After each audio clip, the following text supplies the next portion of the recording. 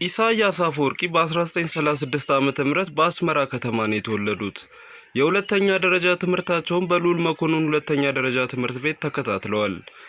ያስመዘገቡት ከፍተኛ ነጥብ የቀድሞ ቀዳማዊ ኃይለ ሥላሴ ዩኒቨርሲቲ ኮሌጅ በአሁኑ የአዲስ አበባ ዩኒቨርሲቲ ኢንጂነሪንግ ትምህርት እንዲከታተሉ ቢያስችላቸውም በ1958 ዓ.ም ትምህርታቸውን አቋርጠው የኤርትራ ነጻ አውጪ ግንባር ለመቀላቀል ወደ ሱዳን ተጓዙ። ኢሳያስ አፈወርቂ የኤርትራ ነጻ አውጪ ግንባር አባል ከነበሩት ሳባ ኃይሌ ጋር ትዳር መስርተው በአሁኑ ጊዜ የሁለት ወንድ ልጆችና የአንድ ሴት ልጅ አባት ናቸው። ሃይማኖታቸው ኦርቶዶክስ ክርስቲያን ሲሆን ፕሬዝዳንት ኢሳያስ አፈወርቂ ከዓለማችን በቁመቱ ረጅም ከሚባሉት የሀገር መሪዎች መካከል አንዱ ናቸው። በአፍሪካ ለረጅም ዓመታት በሀገር መሪነት በስልጣን ላይ ከቆዩ ፕሬዝዳንቶች መካከልም ይመደባሉ። የኤርትራ ነጻ አውጪ ግንባር ከተቀላቀሉ በኋላ የትግል ስልት ስላልተስማማቸው ከጥቂት ጓደኞቻቸው ጋር በመሆን የራሳቸው ሚስጥራዊ ቡድን አቋቋሙ። በመቀጠል አቶ ኢሳያስ ጓደኞቻቸው በኤርትራ ለሚያደርጉት ትግል የውትድርና ስልጠና ለመስጠት ወደ ቻይና አቀኑ። በቻይና የሁለት ዓመት ቆይታቸው ስለተለያዩ ፖለቲካዊ ርዕዮተ ዓለሞች እና የደፈጣ ውጊያ ስልቶች ስልጠና ወስደዋል። በ1960 ዓ.ም ከቻይና መልስ የኤርትራ ነጻ አውጪ ግንባር አመራር ሆነው አገልግለዋል። በ1962 ዓ.ም የኤርትራ ነጻ ግንባር ውስጥ የተፈጠረ አለመስማማት በሶስት ቦታ ተከፈለ። ከ10 ያልበለጡ አባላት ነበሩት። የኢሳያስ አፈወርቂ ቡድን ወደ ደቡባዊ ምስራቅ ኤርትራ በመሄድ ትግሉን ጀመረ። በ1963 ኢሳያስ አፈወርቂ የብሔርና የሃይማኖት ልዩነትን ስለማጥበብና የተቀናጀ ትግል ስለማካሄድ የሚያትት ትግላችንን ግቡ የተሰኘ ማኒፌስቶ ጽፈው ነበር። በ1967 የተበተነው ግንባር እንደገና በማሰባሰብ ኢሳያስ አፈወርቂ ወታደራዊ ኮሚቴ ሊቀመንበር አድርጎ መረጠ። 1979 የግንባሩ ዋና ጸሐፊ ሆነው ተመረጡ።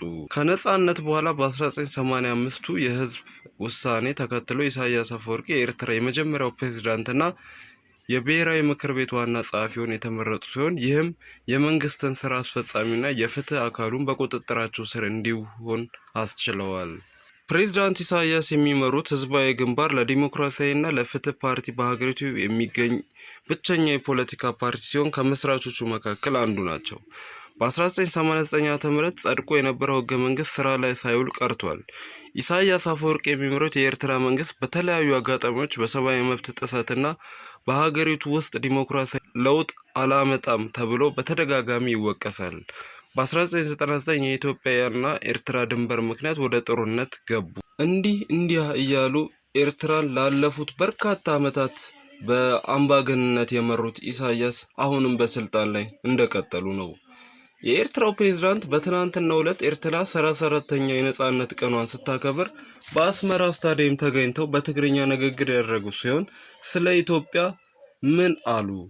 የውጭ ኃይሎች በብልጽግና ወኪላቸው አማካኝነት የኢትዮጵያ ህዝብ ላይ ላለፉት 5 ዓመታት ያወጁት ጦርነት ምን ያህል ተስፋ እንደቆረጡ ያሳያል ሲሉ ተናግረዋል።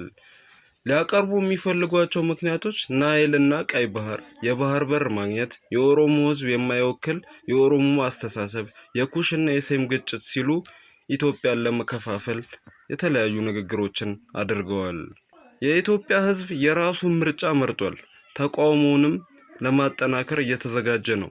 የኦሮሞን ህዝብ በትክክል መወከል የተሳነ የኦሮሞ አስተሳሰብ በመላ ሀገሪቱ የብሔር ግጭትን እያቀጣጠለ ነው።